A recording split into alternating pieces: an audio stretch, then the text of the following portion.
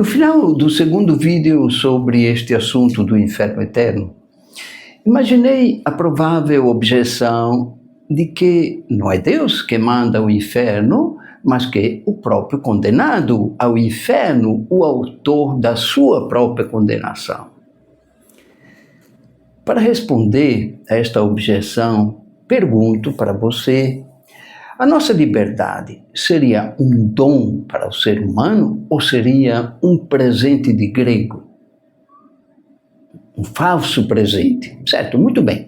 A nossa liberdade, o livre-arbítrio que Deus nos deu de presente, salva Deus da acusação de que ele não seja tão bom quanto o filho dele nos revelou. Mas eu me pergunto, nosso Deus onisciente teria criado o ser humano dotado de liberdade, mesmo já sabendo de antemão que sua criatura não teria conseguido administrar sempre responsavelmente sua própria liberdade?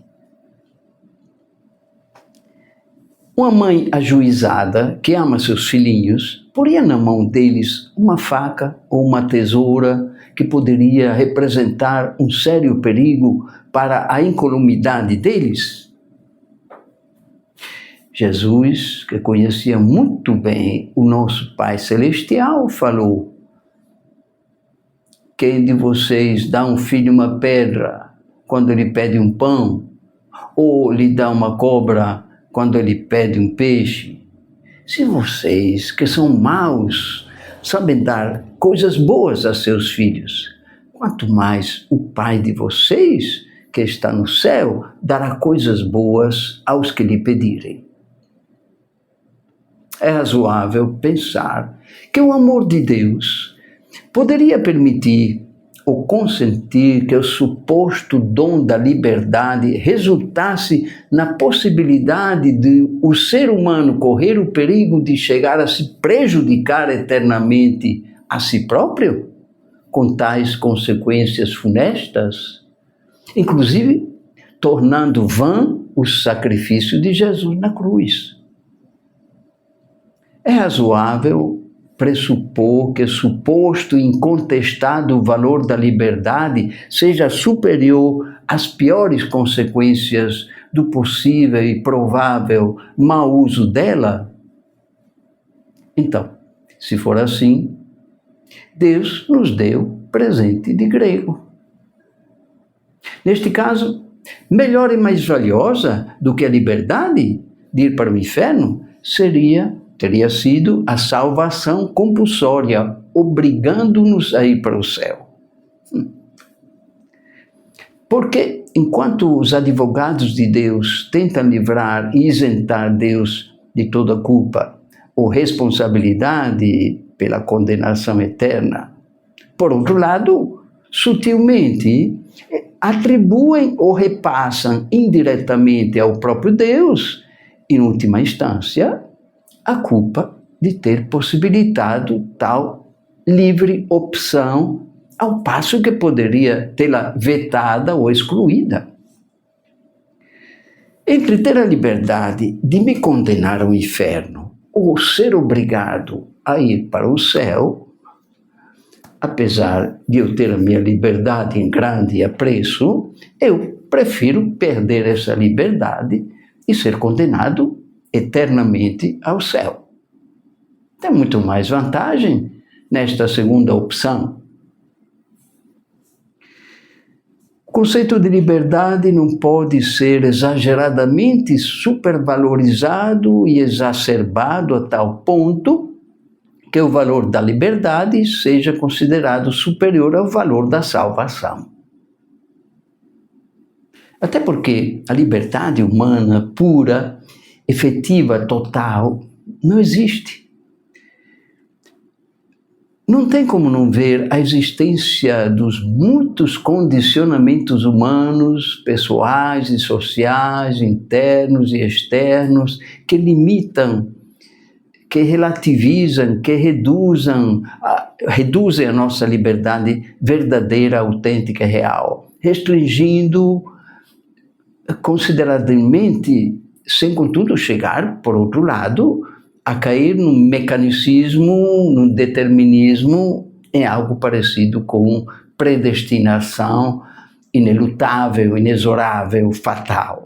De fato, não tem como acreditar que para Deus a liberdade humana seja um valor absoluto, condicional, irrefutável, concedido por Ele para a vida humana, se nenhum ser humano pode evidentemente fazer uso da sua liberdade para decidir sobre a resolução essencial, principal, fundamental, central da sua vida.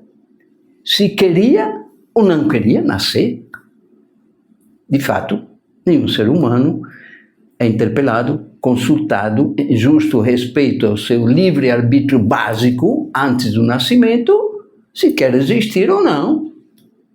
Não lhe é concedido o poder de optar por vontade própria a respeito de si mesmo, do que tange seu próprio existir. Então, a nossa liberdade humana, de fato, começou a valer só depois que nossos pais tomaram a decisão por nós, em nosso lugar, a respeito da nossa eventual existência, obrigando-nos a vir ao mundo, negando-nos a opção contrária. Decisão tomada à revelia da gente. Está entendendo? Mas, se antes de nascermos a liberdade não teve nenhuma importância, como se explica a relevância extrema que ela adquiriria depois de nascidos? Tudo isso pode parecer uma questão extravagante, uma reflexão ridícula até, mas se for vontade ou permissão de Deus, sem prévia consulta aos diretamente interessados, que nós nascêssemos e vivêssemos sem que esta circunstância tenha configurado uma ingerência indevida em nossa liberdade pessoal, ou tenha sido considerado uma afronta ao nosso livre-arbítrio, como é que depois, em seguida, poderíamos julgar indelicado ou ofensivo a nossa liberdade da parte de Deus, interferir compulsoriamente para que não nos condenássemos eternamente ao inferno? Seria um atentado inadmissível à nossa liberdade, por acaso, obrigar-nos a ir para o céu? Já que, bem antes disso, não foi contestada nossa obrigação compulsória a existir. Não passa de jeito nenhum pela minha cabeça que Deus não esteja respeitando a nossa liberdade, mas acho que seria contraditório que Ele a prezasse, num sentido tão importante, absoluto e restrito, de chegar ao ponto e ao fato de sermos incondicional e totalmente livres, a nossa tão exaltada liberdade acabasse por nos prejudicar ao invés de nos favorecer. O atributo positivo viraria defeito, o predicado nobre se tornaria imperfeição. Em outras palavras, todo mundo sabe que Deus respeita a nossa liberdade até o ponto de permitir que façamos um bocado de besteiras na vida da gente.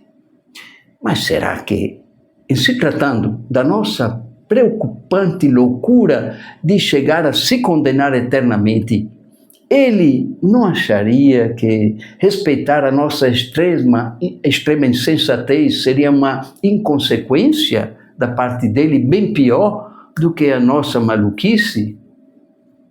De fato, sobre Judas Iscariotas, Jesus falou: o Filho do Homem vai morrer, conforme a Escritura fala a respeito dele. Porém, ai daquele que trair o Filho do Homem. Seria melhor que nunca tivesse nascido. Esta frase pode ter muitas interpretações. Não contém necessariamente uma afirmação condenatória de Judas, viu?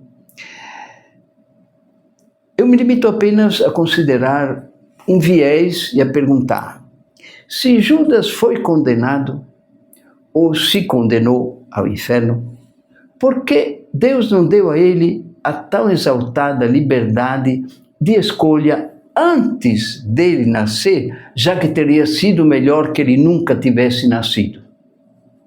Com certeza, Judas teria acertado na opção melhor. Entende? Retomando a reflexão anterior, depois desta longa divagação, repito, é óbvio que a relevância da salvação é muito superior à importância da liberdade.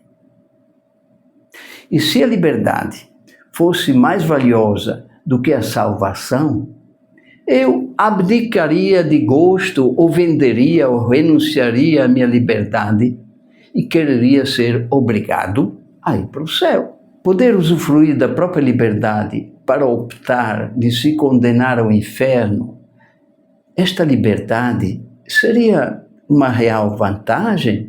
Seria um valor efetivo ou seria, ao contrário, um mau negócio, uma tramóia, um cambalacho ou uma tremenda loucura? Não? Bom, termino aqui o terceiro vídeo da série O Inferno Será Eterno? Espero você no próximo vídeo.